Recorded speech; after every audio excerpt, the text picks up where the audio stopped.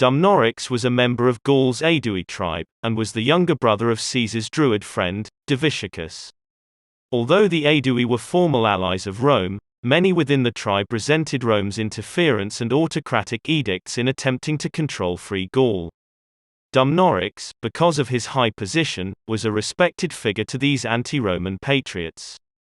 Deciding that if Gaul was to be ruled, the people would rather be ruled by fellow Gauls than by Romans, Dumnorix made alliances with Augetorix of the Helvetii, and Casticus, of the Sequani tribes. Through arranging marriages and political machinations, Dumnorix, Augetorix, and Casticus sought first to become kings, each of their individual tribes, and secondly, to take control of all of Free Gaul, in an imitation of the triumvirate of Caesar, Pompeius, and Crassus, that controlled all of Rome. To this end, when the Helvetii began preparations for their mass migration in 58 BC, Dumnorix negotiated their passage through the lands of the Sequani. However, the Helvetii people uncovered the plot, and Augetorix mysteriously died amidst rumors of suicide. His death, unfortunately, did not stop the Helvetii migration, which gave Caesar his first victories early in his 5-year proconsulship. After slaughtering many Helvetii at the Son River, and building a bridge which allowed his troops to cross, but leaving his baggage train behind, Caesar looked to the town of Bibracta, in Aedui territory, to supplement the grain shortage and care for his legions. Dumnorix, who had many followers who also opposed Roman rule, used his influence to delay the delivery of Bibract's grain to Caesar's legions, hoping to weaken Caesar's forces. But Caesar, unexpectedly, responded to the holdup by turning and marching on Bibracta. Following his defeat of the Helvetii at Bibracta, it was revealed to Caesar that Dumnorix had been responsible for the grain delay. But, because Dumnorix was the younger brother of Diviciacus, who was a friend of Caesar and of Rome, Diviciacus pled for the life of his brother, and Caesar released him, though Dumnorix was then kept under close surveillance. In 54 BC, when Caesar planned his second invasion of Britannia, and commanded Gaul's tribes to provide cavalry, Dumnorix found himself chosen to accompany Caesar across the Channel. He did everything possible to avoid having to go to Britain. Dumnorix made the plea that, as a tribal leader, he had religious obligations to his tribe, which could not be postponed. When this failed, Dumnorix begged to be excused from journeying to Britannia on the grounds that he was terrified of the water, and could not swim. When his fear of sailing failed to convince Caesar, Dumnorix outright accused the conquering general of planning their deaths, alleging to Caesar that he meant to drown all of Gaul's chieftains, as part of his conquest of their lands. So determined was Dumnorix not to go to Britain that, convincing a number of his cavalry to join him, he managed to escape from Caesar's camp, forcing Caesar to send a contingent of Roman cavalry after them. As Dumnorix was run down and killed by Caesar's men, he loudly chastised his attackers, shouting that he was a free man and a citizen of a free state, and so they had no right to kill him. During the months Caesar spent in Britain, news of Dumnorix's death, and of his last, most meaningful words, circulated around Gaul. Many tribal leaders began to question just how free Gaul was since the arrival of Caesar, who always had a reason for his actions. He came at the request of the Aedui during the Helvetii migration. Later, he was there to safeguard Gaul from being overrun by the German Suebi tribe, under the leadership of Ariovistus. And, after defeating Ariovistus, Caesar was in the position of having to protect himself from attack by the combined Belgic tribes, followed by an ambush by the Nervii, and then a revolt by the Venetii. For his continued presence in Gaul, Caesar had no shortage of alibis, whether for the people of Gaul, or for the Roman Senate. But, after his defeat of Ariovistus, hadn't the Belgic tribes united in response to Caesar's continued presence in Gaul? And the Venetii revolted because Caesar, by threatening Britannia, meant to cripple all of Gaul's coastal lands, by invading the very island on which their economy depended. Caesar had also found justification for bringing his total number of legions up to 8, and for building a new fleet, which Caesar commissioned before the Venetii revolted, and which he conveniently used afterwards to transport himself and his legions to Britannia. However, the realization that a free man living in a free state had been executed, who was guilty of nothing but desiring not to go to Britain, suddenly brought Gaul's tribal leaders face to face with the fact that, from the very beginning, the complete annexation of Gaul was always Caesar's agenda.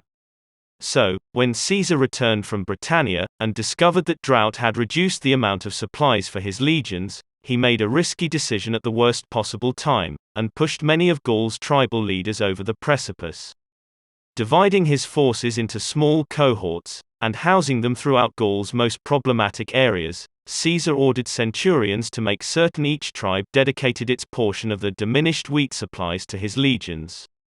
One such tribe, the Eburones, were already short of food, and resented the 15 cohorts, or 5,000 extra mouths, they were forced to feed. Under the command of Caesar's legates, Titurius Sabinus, and Aurunculeius Cotta, these 15 cohorts set up camp in Eburones' territory. Under the advisement of the tribal leaders, Ambiorix and Catuvolcus, the starving Eburones attacked the Roman camp. After they were successfully repelled by the Romans, Ambiorix and Catuvolcus sent an ambassador to request a meeting with the legates. At the meeting, Ambiorix apologized for the attack against the Roman camp, claiming that the people had arisen, not on orders from the chieftains, but by the steam of their own anger and hunger. Ambiorix then revealed to Sabinus that this was all part of a much larger plot, arranged by multiple Gallic tribes. According to Ambiorix, people all across Gaul had sprung up, and invited massive German support from across the Rhine River. Gaul's tribes were already on the march, alongside their German counterparts. A very large army was coming for the Romans. As a Gallic tribal chieftain, Ambiorix made it clear that he would never fight against his own countrymen. But, as an ally of Rome, he at least owed Sabinus the courtesy of trying to help him escape the coming slaughter, if Sabinus desired it.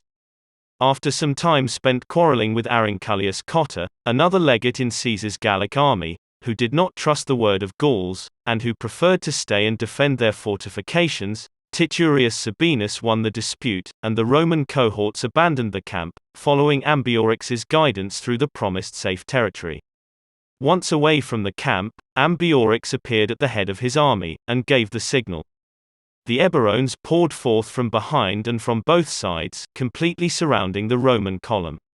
In the chaos of battle, Titurius Sabinus ordered his men to push forward, hoping to endure the attack until they located a better fighting position. But Aurunculeius Cotta, who did not realize the front of the column was moving, ordered his men to stand their ground and fight. As the column split into two, the Romans were completely massacred. Titurius Sabinus, responsible for the loss of 15 cohorts, surrendered to Ambiorix, and was executed on the spot. Turning his forces towards Nervii territory, Ambiorix marched towards the cohorts, under the command of Cicero's brother, Quintus. Surrounding the walls of Quintus Cicero's camp, Ambiorix announced the deaths of Titurius Sabinus, Aurunculeius Cotta, and their 15 cohorts, and then demanded that Quintus Cicero surrender. Desperately needing to get word to Caesar, Quintus Cicero sent out a rider. Unfortunately, his rider was caught, and tortured to death before Quintus Cicero's trapped legions. Day after day, for over a week, Ambiorix's army attacked the Roman encampment, and day after day, the Romans repelled the attack, and spent the nighttime hours repairing the damages to their fortifications. Each new attack cost Quintus Cicero in additional men, lost to injury and death. Running out of options, and unable to get word beyond the siege, Quintus Cicero dressed a rider in Gallic clothing, and he was able to successfully slip past the siege. Once beyond Ambiorix's army, the man rode hard for Caesar. Caesar, who was wintering in Gallia Narbonensis, not only discovered the siege, but Quintus Cicero's message also informed him of the deaths of Sabinus, Cotta, and 15 cohorts. Caesar gathered the legions that were closest to him, and immediately set out for Nervii territory. As he marched, he sent word to two other legates, one of whom was Titus Labienus, to march towards the Nervii and join him. Only one of those legates was able to mobilize his cohorts, and sent word to Caesar that he was on his way. Unfortunately, Caesar received word from Titus Labienus that he was unable to march for Caesar, as he was facing his own threat, a Gallic army, led by Induciomarus, the chieftain of the Trevarra tribe. Having split his legions into smaller cohorts for wintering, Caesar had inadvertently made them more manageable targets for the Gauls to attack. And, because the Gauls had simultaneously attacked multiple cohorts, Caesar realized that this was no mere uprising. Caesar now faced a full-scale rebellion of Gauls, who had chosen to fight for their free state.